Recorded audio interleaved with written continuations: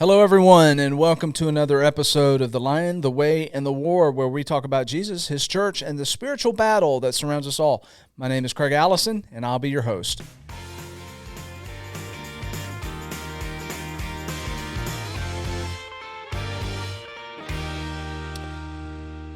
All right, today's guest, joining me today, Dustin Humphreys, who is the education minister at St. Elmo Church of Christ. He's a graduate of Northeast State Community College, Heritage Christian University, and Lee University, and he holds an A.S., Associate's degree in General Studies, a B.A. in Biblical Studies, a Master's in Teaching, and Dustin, you also have a Doctorate of Education from Liberty University, and you served in the Marine Corps, a veteran of Operation Iraqi Freedom.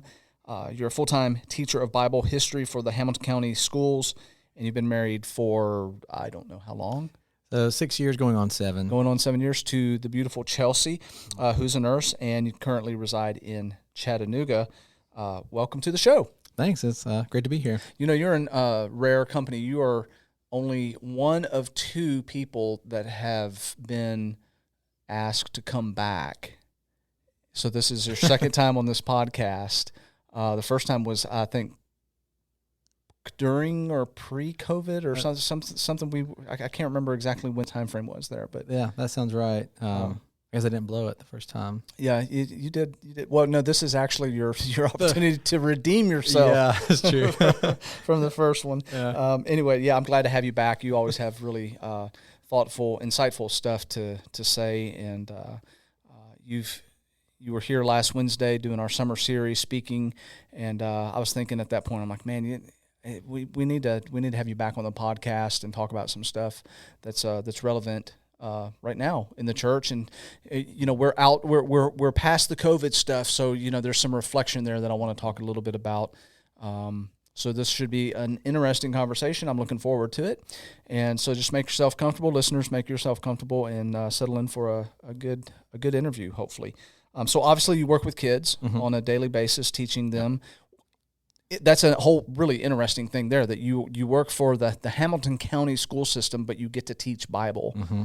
You're one of very few people within that system that does that, correct? Right, yeah. We have about 30 teachers, and we're growing every year. I mean, the ultimate goal is to have a Bible class or a full-time Bible class teacher in every middle and high school in Hamilton County, and we're not there yet, but every year we get more and more, which is nice goal to have. I think when I first started, we had lower 20s full-time teachers, and now we're pushing 30. And like every year, there's a desire for it.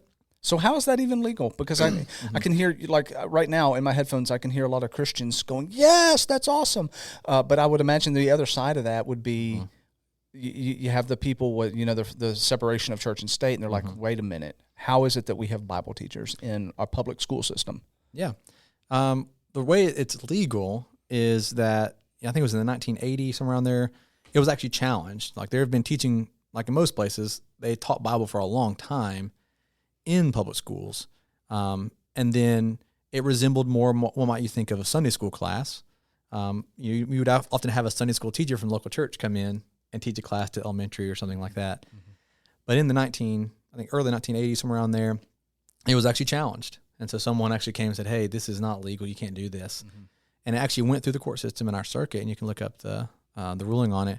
And basically that ruling came down and said, you can teach the Bible in public schools within our circuit, but there has to be requirements. Like, there has to be a teacher just like anyone else. They have to have a teaching license. They have to be, have all the appropriate courses in play that any other teacher would have. They can't be special. They can't be a Sunday school teacher. They actually have to be an actual teacher with a license. And they have to, and a couple things. One thing's really cool. The Bible can be the only textbook. Like, we can make assignments and stuff, but the key text is the Bible itself. We don't actually give them a textbook about the Bible. We actually have the Bible. Mm-hmm. And then we do have to do it from a neutral standpoint. And so, I can't go in and actively be inviting people to my church. Mm-hmm. And so we kind of teach it from maybe more of a literature standpoint. But in the end, we still get to read the Bible and talk about, God's word in the classroom, and to a lot of kids that might not even believe that, but are interested. Yeah. It's surprising how interested a lot of these kids are in and what the Bible says, because I think a lot of them haven't actually ever read it. Yeah. But anyway, a long story short, and I'd say there's a need for it. This is not a requirement, but the one reason we do it we have so extensive here is because we don't actually use tax dollars to pay our teachers here. There's a separate organization, Bible Schools, and we don't work for them. We work for Hamilton County Schools, and they raise money throughout the year, and they basically pay the county back. Yeah. And say, we'll pay you back the money that you're spending on the Bible teachers. And the growth is dependent upon how many people are willing to give. And so we're able to grow every year because increasingly every year more people are giving, which means that the reason we have Bible programs tax-free is because we have so many people that want that in our community, which is a good thing. So I'm meant to ask you this the last time you were on the show. Because you guys are in the school system doing this, does that open the door for other religions, let's just say Islam, okay, to come in and teach a curriculum that uses the Quran? Or let's just take it even a step further, because I've seen stuff like this happen where you have a satanic group that want to come in and say, well, if you're doing it, then we get the right to present stuff, not forcibly, but it's there for students. So does that open up the door for anything like that to happen? I mean, I would say yes and no. Theoretically, yes. I mean, anyone could maybe try to potentially introduce anything. A lot of times, we don't really, I feel like in, say maybe in Georgia, as far as I know, I don't think they can teach the Bible down there. And it's not because there's a rule that says you can't. It's the fear of they're not in our circuit. And so that ruling doesn't apply to them because it hasn't made its way all the way up. To say the Supreme Court hasn't been challenged to that level. It was settled only at the circuit. And so I was talking to someone down there years ago, and they were saying, probably one of the reasons we don't have it is because no one wants to be the first. And so it's not because you can't. It's because they know the first school that does it, there might be a quick challenge to that, and you have to go to court. In Tennessee, we have at least a level of protection that if someone comes and says, how can you even do this? And it's like, well, the court has addressed this issue already. Legal precedence has already been set. Exactly. And so, but on another hand, what makes the Bible unique compared to, say, Islam or Satanism is that at the core of Western civilization, you're not going to find Islam or Satanism. Like when you look at our civilization as a Western nation, the Bible is so foundational. When I look, and we do this in class, we look at speeches, and especially we do a lot of Martin Luther King stuff. I see quotes from the Bible all the time. We make reference to all kinds of different books. I mean, the Bible is so embedded in our culture and foundation, you can't go anywhere. I mean, I'll quote from The Office because, I love The Office, the TV show, and it's amazing how many references they make throughout the show just in passing that are Bible references. Yeah. And the reason the Bible, I think, in American culture should have a precedence is not necessarily the religion of it. It's because it has had far more impact on our culture. Yeah. In the same way that if I go to Iraq or I go to Iran, I would not be surprised. And I think it would be good for them, I guess, I suppose. I mean, I'm not a Muslim and I don't believe in that. But from the same standpoint, I would expect them to teach. Interwoven into their culture. It's part of their culture. Yeah. And I think, honestly, if I was to live in a Middle Eastern country, when I was in the Marines and we went over there, we did have some courses on Islam and some Arabic phrases and some of the basic beliefs. Yeah. And not because I believed in those things, but if I want to operate in their culture, I need to know, at least have a basic knowledge of what the foundation of their culture is. So in the same way, the Bible as literature or the Bible as a text, a sacred text, is at the foundation. So even if you're not a Christian, you need to have at least a basic knowledge of this text. Right.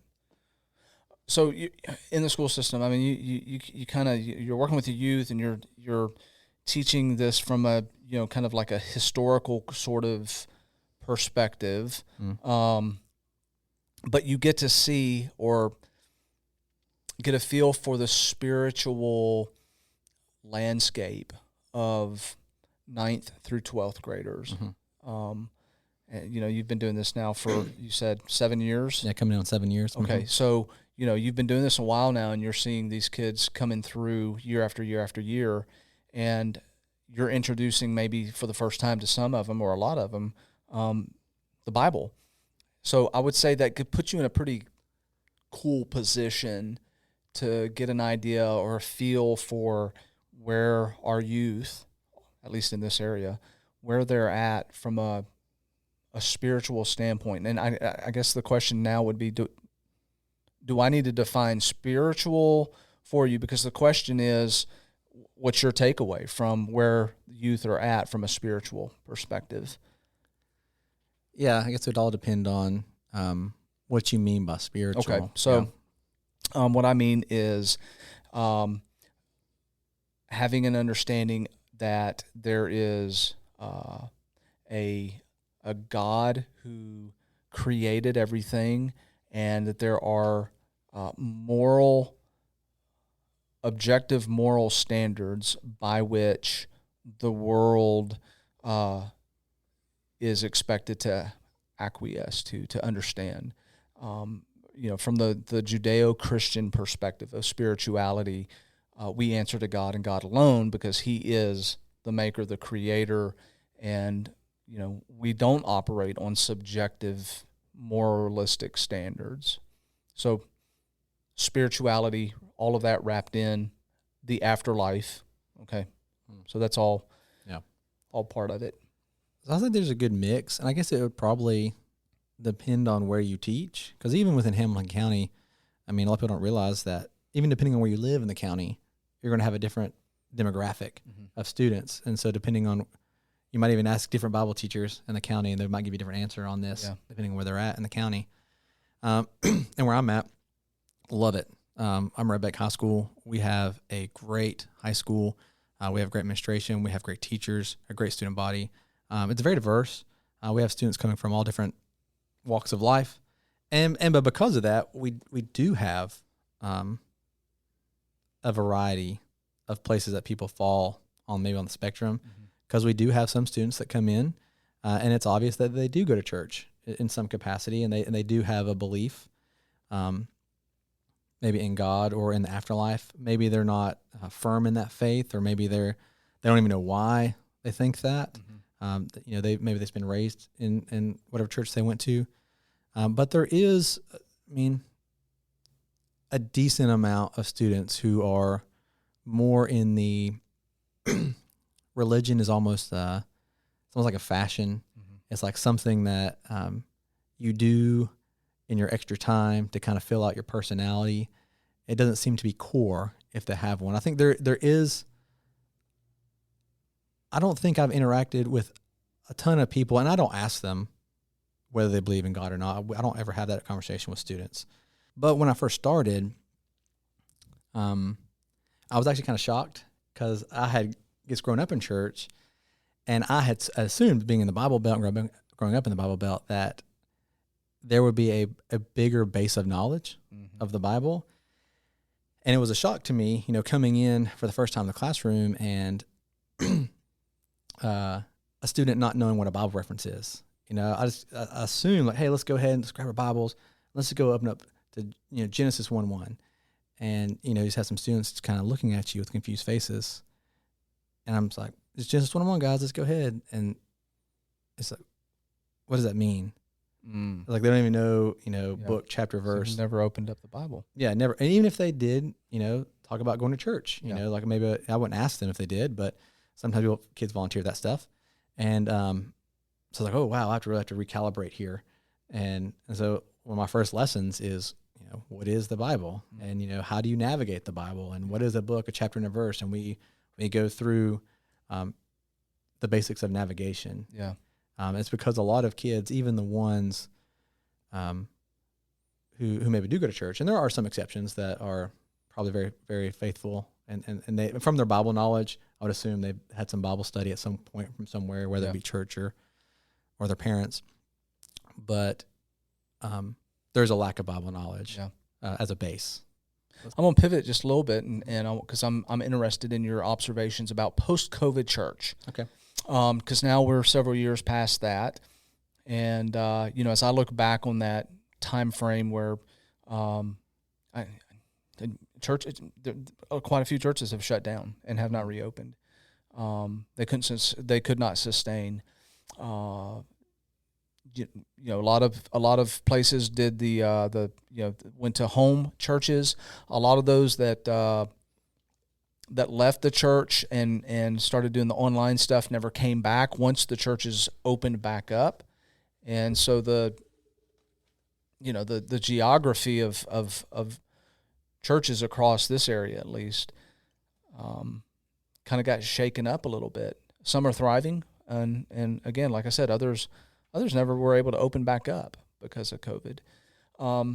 So I'm interested in hearing, what your observations are now that we're past that, as far as churches being able to pivot, those that did, and not only survive but thrive. What is it that the successful post-COVID churches have done, where they're now, either back up to normal things, or maybe even doing better than they were pre-COVID?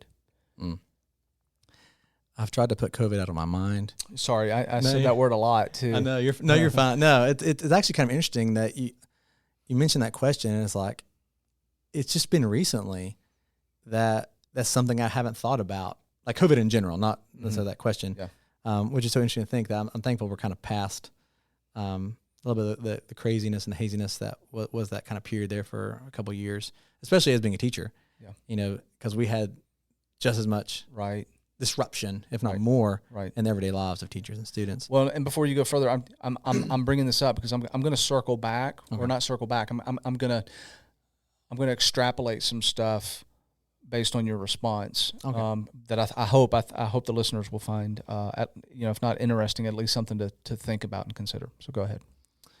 Yeah, so I think obviously COVID threw the church for a loop, and I think it could have been a positive in some ways, because it kind of it was like a sifting mechanism.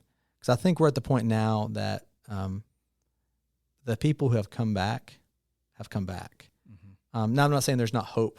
There's still always, the door's always open, and we need to be reaching out for people. Mm-hmm. But there was a slow comeback to where you might have the younger people, like St. Elmo, we had a slow coming back to where we had the online stuff, and then we had the younger people that felt comfortable. Our elder said, you can do that. And then slowly, it was probably in a year before we had probably the majority that felt comfortable. And there was never like, you have to be here. Yeah. There was, I think, a little bit of grace given. Right. Because for some, for younger people, and this is an acknowledgement, I think, of people that are younger and healthier might not have that fear of being around each other. And so I think that was a key for churches, because I think some churches, and I don't like to stand in judgment of any eldership, because it was such a unique situation. I mean, who had ever seen that coming? Right. And some might have went really hard on, we're doing the masks, we're doing, I don't know, you have to have a ticket to come in or register to come to service. And other ones were just like, well, we're not going to do anything, and everyone can come, and we want you to come, and we say you have to come. Mm-hmm. I kind of fell in the middle there. Or like, and I thought, and this is my opinion, but like I said, I don't judge the ones on the far ends. Everyone did what they thought was right. But I think what we did was just kind of like, hey, younger people might feel more comfortable, and if you want to, you can. Mm-hmm. And as people get more comfortable with it, we're not saying you have to come back right now, but then I think we're beyond that now. Definitely with the vaccine that came out, that made some more people comfortable that wanted to get that vaccine, and that was fine. And now we're back. I think we've been back solid for probably 2 years. Yeah. I feel like for our congregation, we're pretty much everyone. There's no one staying home, and except for maybe an occasional sickness. Yeah. But out of that, I think there have been some good things. One big thing is stuff like this with, I guess, multimedia, with people's churches real quick pivoted. Yeah. Some didn't, but a lot of people did. They pivoted. Next thing you know, that people that were using iPhones, or that's what we did at first. Like, let's throw an iPhone up there and we'll live stream. Yeah. And that worked in a pinch. But even we have a better little system now than we had even then. I think a lot of churches put some investment into these tools, which are great, because now you don't stop using them, that you got them. Yeah. They're still available for putting content on YouTube, putting content on Facebook, making podcasts like this, adding video. I think last time I did podcasts, we didn't have video. Yeah, that's right. And so we didn't have a podcast studio either. Yeah, right. And so there's some cool things like advancement in and technology that the church is kind of jumping in. Yeah. And I think also another thing was a rethinking of how we do church. Mm-hmm. And not in the sense of like, we're just going to abandon the biblical model, right? Nothing like that, but maybe a rethinking of, what is a tradition, a perfectly fine tradition, and what is actually, commanded, things that we need as Christians to do. And within that, I think a lot of churches, when they were coming back to limit, like, hey, when we do have service, we're only going to have maybe a Sunday morning service. And since then, the question is, as more and more people have been coming back, the question has been, well, do we go back to it? Are we going to re-add that Sunday evening service? Mm-hmm. And that's probably the biggest change, I think, in some churches. And some churches went back to it. Mm-hmm. But even the ones that started doing things on Sunday evening again, a lot of those places, it looks different. It looks very different. Yeah. And I think that's a good thing. Yeah. I mean, there's nothing wrong. If you wanted to go back and your congregation felt like, hey, we really need that Sunday evening service again. We really enjoy that. It's very encouraging for us. I think the elder said this is good for our congregation. Go do it. It's great. There's nothing wrong with having 2 services. I have five services on Sunday. However many that your eldership and your congregation think you all need to do in your local area. But some congregations said, we think we can do it in a way that might be better for us. We're still going to have our worship service on Sunday. We're still going to be preaching. We're still going to be singing. We're still going to be giving. We're going to be doing all the acts of worship that we're commanded to do.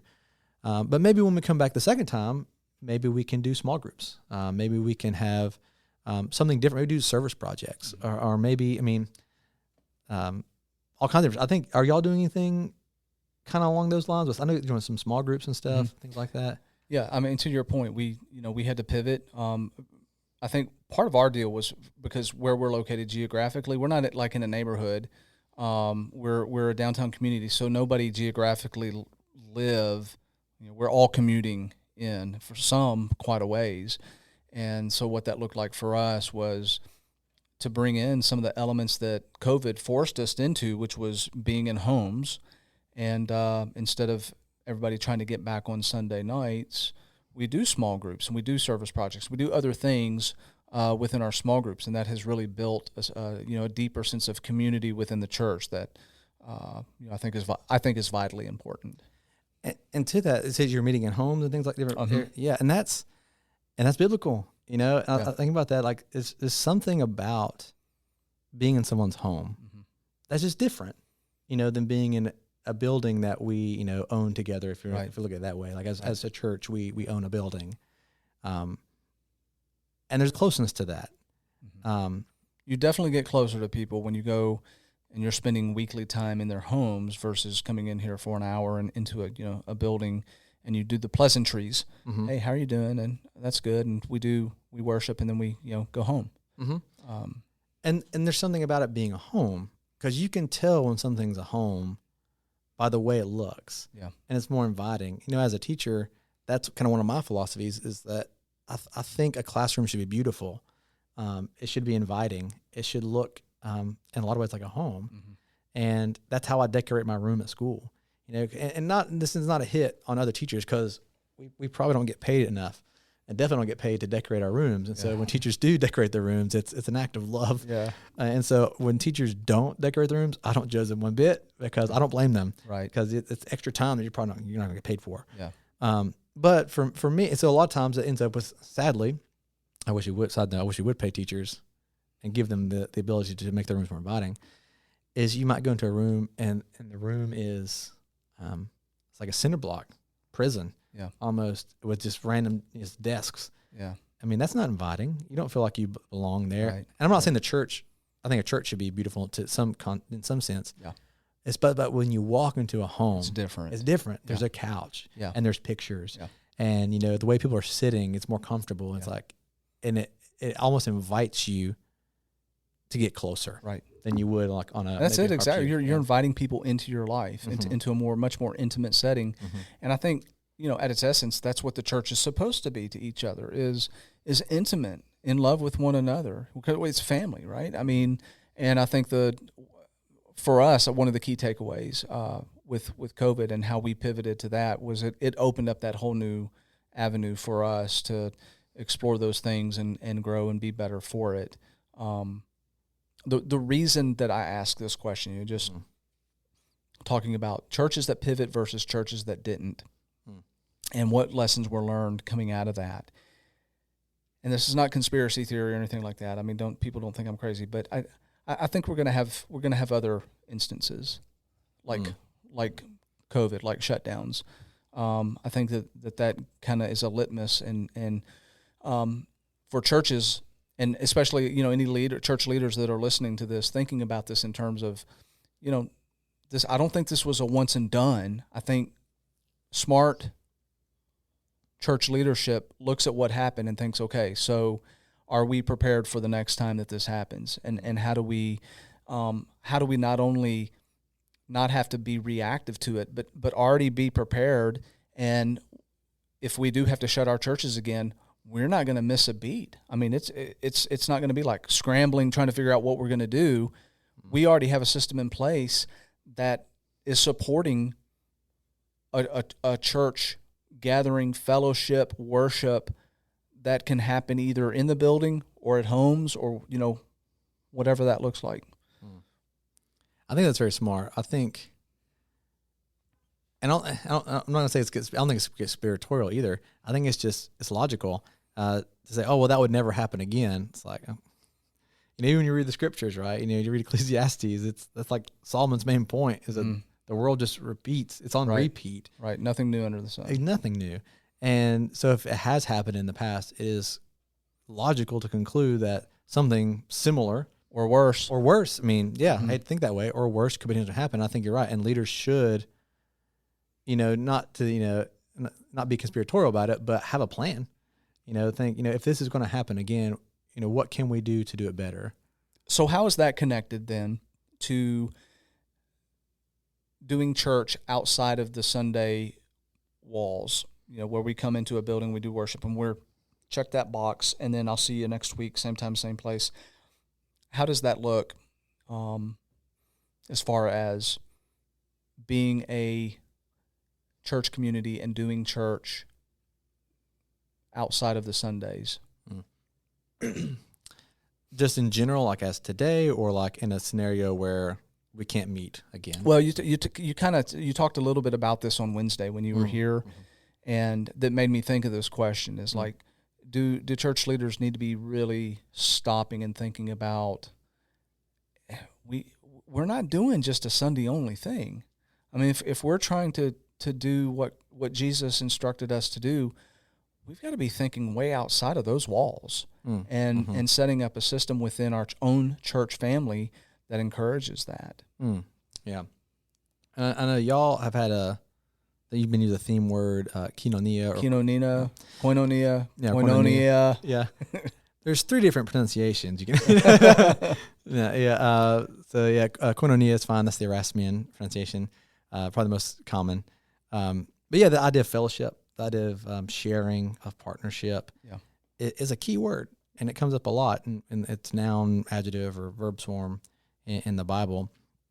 And I think the same thing when it comes to the definition of a friend. I think you can be very friendly with everyone. And I think Christians should be very friendly with people and have, but I think friendship, and this kind of goes back to people can disagree with me. This is kind of maybe more, I think it was Aristotle. They have like a true friend is someone who has the same end in mind. I can be friendly with a lot of people, but a true friend, a true partner, and I'm kind of brings back to Christianity.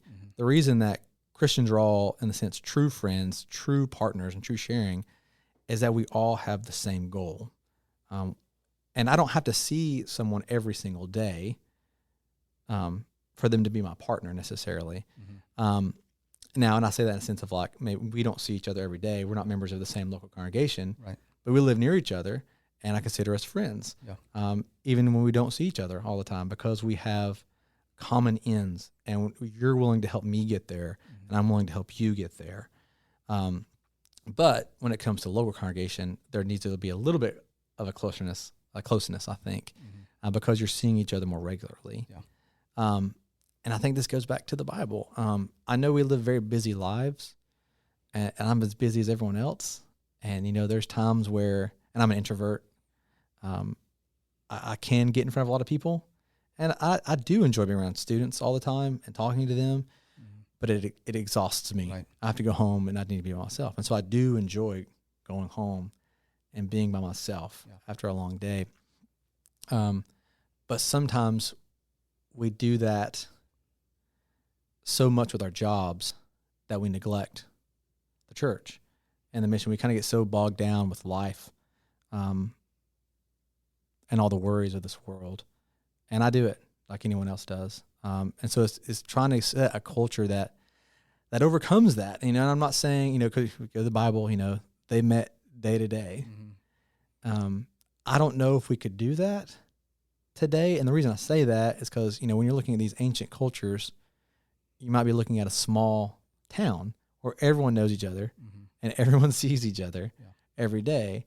And the church all lives near each other. And so you can, to some sense, meet every single day. Yeah. But now with cars, with advancement in transportation and cities growing, and this could be a negative, is that people don't go to church in their community anymore. And I see that as a negative. I think if we want to get to a place of where we're really spending more time, closer to the day by day, we need churches where people are living in the same community. Yeah. And I think it's hard to find that. Yeah. I'm not sure how it is here at Central, but I mean, even at St. Elmo, I think, our congregation, we might only have maybe one or two people that actually live in St. Elmo that are members of our congregation. Yeah. And we have tons of people that come out, and faithful people. I'm not saying they're bad for doing this, but they come in, maybe they grew up there. Yeah. But the same thing, a lot of us will pass each other, even us. Like we live, I could throw a rock almost and hit the Red Bank Church of Christ. Yeah. It's literally right. I ran past it this morning on my morning jog, and I passed that church on my way. And I'm not saying I need to go to Red Bank or anything, but it's interesting that a lot of us don't actually live in the community where we worship. Yeah. And I think that, I'm not saying it's wrong, but it can hinder, because that limits. Because if I'm driving 30 minutes, if I'm driving 40 minutes, that's a hindrance to suppose that someone lives just 4 minutes down the road from me. Yeah, I think for us, because Central is unique in that we're not really in a neighborhood per se where people, it's very transient, because we've got a lot of apartment complexes in a downtown community, so people are in and out. So for us, the answer to that question, to try to capture that, was all of our small groups are geographically designed. So everybody that's in my small group live in the Northwest Georgia area or close to it. So we are in the same community, and we're coming together and we're doing the small groups in our community where we live. And we're trying to bring other people in that are in that community. At least that's the goal, is to bring the unchurched into the small groups and get them comfortable, with what we're doing, in hopes of being prepared in case another COVID comes around and we can't come in and do church in the church building. We do church where we've been basically doing it now for the past couple of years. And that's a good idea. You're kind of setting up the framework. And honestly, by doing that, you're doing the work of a minister. It's like you're equipping the saints to do the work. Because when you have a model where, I'm not saying everyone has this model, or this idea, but there's a sense you come to worship to be served. In a sense, you come in and the sermon's there, the song leading's there, and then you leave and go home. But by having those little small groups, I'm sure that all those small groups have to have a leader who is maybe designated to at least prepare a lesson or facilitate the discussion. Yeah. Well, you're equipping someone right there. So that's going to keep the church going better than, and that's actually, honestly, that's long-term for even everyday, normal issues that arise in a congregation, with a minister leaving, because sometimes a congregation can have a minister leave, and then that can just disrupt the whole thing, because a lot of the personality revolves around, for better or worse, sometimes the minister. One person. Yeah. But when you split that work up, and you have several small group leaders, that's a strength. And actually reminds me from my Marine time, that's the strength of the Marine Corps. Like, we were constantly taught that. I was in the infantry, and team leaders, that is the backbone, or the sergeant is the backbone of the Marine Corps, or the team leader. So the Marine who leads literally 3 other Marines. It's like, you're a team leader and you got 3 Marines underneath you. That is the core of the Marine Corps. Mm-hmm. The battles are won and lost because you have competent or incompetent small team leaders. Yeah. And I think the same thing can be applied here in the church. Is like, there's wisdom in equipping faithful men, to lead, and faithful women to lead women and children, and to build. And I think that's the work of a minister. And the minister's work is not just to preach, but to enable you to go out and do the work of ministry. So I think that's a great idea, by setting up that kind of system. One of the other things, we were talking a little bit about this before the show, was this idea of isolationism. And certainly, another key takeaway from COVID was people getting into more of an isolated way of living, which is long-term horrible, because Satan uses that against us. And it carries over, too, into now a new paradigm where we're looking at the church, thinking about the standpoint of how much we should be sharing with our fellow brothers and sisters regarding struggles, sin issues, whatever it is. And I talked about this last Sunday. I think the current culture, I say current, this has been going on a long time. You got issues at your house, at your home, you've got marriage struggles, whatever sin issue that may be involved, that's a very private matter. You're keeping that to yourself. You're not going to come in and share that with your church community, because it's shameful, and you don't want to be embarrassed about that. So you deal with sin issues privately at home in your own little thing. And I talked also about a lot of family dysfunction because it's kept so private, and we don't lean into our church community. We stay isolated. It gets passed down to the next generation because we teach them that. We teach them that their struggles and their sin issues are something you don't share with the church. You don't share that. We keep that private. And so, we produce handicapped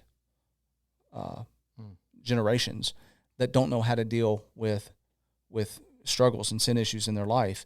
And so they, instead of turning to the church, they turn to the world, and the world is not a solution to our sin issues. It only exacerbates our sin issues. So that's another piece of all of this that, I'm trying to kind of get out there and talk about, and have people think about is just how isolated are we? And if anything, COVID should have taught us that that's a dangerous thing, and we need to change the way we do things from within the church community, like your own specific congregation. How much are you guys coming together and talking about and setting up a system where you have a safe space to go, a confidential space to go, and deal with that kind of stuff? Yeah, I think that's so on point. And what comes to my mind are I think 2 things. I think we've been sold almost like a miniature, watered down version of the prosperity gospel. Mm-hmm. And what I mean by that is that I think there are a lot of people in the church that have this belief that if you struggle, or if you don't have all the things, then that in some way reflects your faithfulness. Because if you were really faithful, if you really loved God, you wouldn't have financial struggles. Right. You wouldn't have this sin issue that you're having. Because if you really just trusted in God, you could just, you wouldn't have that struggle with that sin. And I think because of that, I think it makes people afraid to say, listen, I'm having a hard time with something right now. And that's, it's biblical. Was it James? Confess your sins to one another. Right. And, and I'm obviously not promoting Catholicism because they have a ton of issues.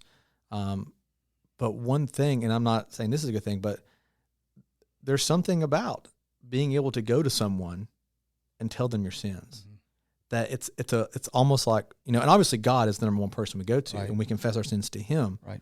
But there is something about telling another human being, not that person can absolve me. I'm not making that argument, but at least sharing your struggles, because at least then that person can be like, oh, I'm glad you said that, because I struggle with it too. I struggle with that exact same Yes. thing. And even if they don't, they're like, yeah, but I struggle with, maybe I'll look up and tell you what I struggle with. Yeah. But there's a high likelihood they'll be like, I struggle with that exact same problem. I never saw such unshackling and freedom as I did when I was a campus minister there, because they're not nearly as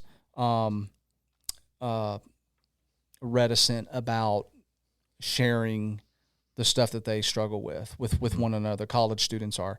And, when it was great to see them share their struggles with one another, because now they kind of have, an accountability person to go to that they trust, and, they can get that guy and they can be like, hey man, I'm really, really struggling with this. Can you help me out? And they're like, yeah, come on over.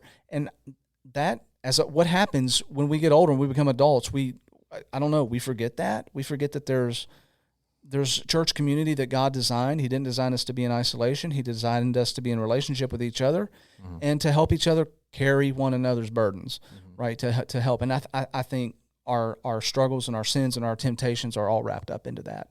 And, yes, we have bad players out there that have capitalized on, a person's pain. Obviously that's an outlier, but I'm thinking in reality, we've tossed the baby out with the bathwater on all of that stuff. And we're missing some really key points in, what church community is supposed to be. Well, and along those lines, like you're saying, like maybe it's a reaction to, and I get this, there have to be protections for people abusing that closeness that might come from that. And I think that's where you need strong leadership to really be on top of the community and what's going on, and not letting someone be abusive. And if something does come up that is abusive, that those things are reported to the proper authorities. Because, sometimes we have, issues, maybe not just in the church. I'm sure there has been, but in if you're in Christendom writ large, where things are swept under the rug as like, oh, this is a private Christian matter. Right. And that makes people afraid. Like, I'm going to tell someone that I've done this, that's bad. Yeah. Well, I mean, at certain levels, or sometimes you have to let the proper authority take care of that, or you will lose the trust of everyone else. Yep. And I think that's important. But like you said, I think sometimes we've, out of fear, just threw everything out. It's like, well, we're just not going to tell anyone anything. Yeah. And I think that's probably more damaging, because now we're bottling everything up and thinking I have to do everything on my own. Yeah. I'm coming more and more to the conclusion how dangerous isolationism actually is, not only for families but for churches that can isolate themselves from the outside community. And you can't reach the lost if you do that. So, I think one of the key takeaways for us post-COVID was to take a lesson and understand what isolationism is and how we can push back against that. So. I'm sure for a lot of people that was, my wife and I joke, like, we're both introverts in a lot of ways. And COVID, I'm not to make light of COVID, because there are people that had hard times, and there are people that did get COVID and did die. And it's very difficult. People that were in the hospital for a long time. Right. But in a lot of ways, it reset a lot of people. My wife and I, we were talking about the other day, like, she's like, it blows my mind that I used to always be going somewhere. And like, as soon as I would get a day off from work, I'd be going somewhere, because it felt like I had to go to the store or do this or do that. But COVID kind of slowed everything down and made people, which I think that's a good thing. But I think it also isolated people, because not everyone had someone at home with them, or they didn't have a big family. And it kind of, everyone became like separate into their little bubbles. Yep. And so now the thing is, let's get us back together, and then do what we can now, like you're saying with your small groups, things like that, to prevent if something or when something does happen again, it's not going to isolate everyone again. Right. It'd be just a scramble to figure out how we can just. I think for a lot of us, like it was just like, oh, everyone was behind the curve, like no one was expecting something like this, and so this time to be ready for it by promoting that closeness. I think that comes from, and then I think of the word partner, like koinonia. It's like partner is different than just like an acquaintance. Yeah. I think a lot of times in church we're more acquaintances. Right. I see you and I know your name, and maybe I know a few facts about you, and we should be partners. But we're not. Yep. And I think, like you were saying, the things you're doing there is like something to promote that closeness. And I can't think of anything. And even me, there have been times where like it's so rare, it's refreshing. I've been in some Bible studies where people would say what they've been struggling with, and it should be normal. And I should be like, wow, thank you for sharing that. Or maybe it's time for me to share mine, or someone else will jump in and say the same thing. Yeah. But I remember I can see one of the first times I saw that, and I was like, it almost like took me away. Yep. It almost made me uncomfortable. Yep. I was like, oh my gosh, I can't believe you're sharing this with me right now. Right. But going back and thinking about it, I was like, wow, that was a really like a powerful moment. That someone was willing, like it showed how much they trusted us as a group. Because that takes a lot of courage to be able to tell people. Sure it does, yeah. But also there's something to in that situation, it was an all guys group. And I think there are ways we can, there needs to be time for men to be together. Yeah. There needs to be time for men and young men and boys to be together. There needs to be time for everyone to be together. And all those will provide different opportunities, because, I might be able to say something to another guy that I would not feel comfortable in a mixed setting to say that. And so we need to be providing opportunities. And then also the biggest thing is through example. Seeing other people do it. Yeah. When a young man sees an older man share and show his heart to other people, that's setting an example. Sure it is. And saying, look, I thought men had to, and that's the second thing of coming to earlier. I think American culture is this macho men suck it up. Yeah. And we don't express our feelings. We just keep our nose to the grindstone and we work. Yeah. And so I think some of these young men need to see strong men who keep their nose to the grindstone and work, but also realize I struggle with things, right, and I need other people on my side. And so I think the young men need to see that, and we need to be giving them opportunities. Yeah. Really good discussion. Great thoughts. See, I knew this was going to be good. We sit down and have just really, really incredible. At least I think they're incredible discussions and things that are worth processing and thinking about. If you're listening or watching on this on YouTube, feel free to click the like button. Share this with other people if you think that they would benefit from it. Give us feedback too. If there's stuff that you would like to hear, or guests that you know of that would be willing to come on the podcast and sit down and talk with me, I would love to have them. So get the word out there. I always like to close out with a passage of Scripture. And so, Dustin, I'm going to let you do the honors and read or recite whatever you've got on your heart. Yeah, sure. And I appreciate the opportunity. Depending on when you talk to me, it changes. Okay, yeah. What my favorite passage or section is. I've been teaching through Revelation at St. Elmo recently, and it's really the first time I've ever read through it, like in its entirety, trying to take the whole thing in and then teach through it. And so my mind's kind of been in there. And there's two places. One is a verse, and one is, I'm not going to read the whole entire thing. But in chapter 1 of Revelation, and I encourage you to read this, there is the initial vision of Jesus, and it's an awesome image. It's designed to show the just awesome power and might of what it's like to be in the presence of the Almighty himself. And it's so overwhelming that John falls to his face as if he is dead. And when that happens, in verse 17, it says, "And when I saw him," this is John talking, "I fell at his feet as dead, but he laid his right hand on me, saying, 'Do not be afraid, for I am the first and the last. I am he who lives and was dead, and behold, I am alive forevermore. Amen. And I have the keys of Hades and of death.'" And the reason I love this passage right now is because it shows the awesome power and might of the presence of Jesus, but also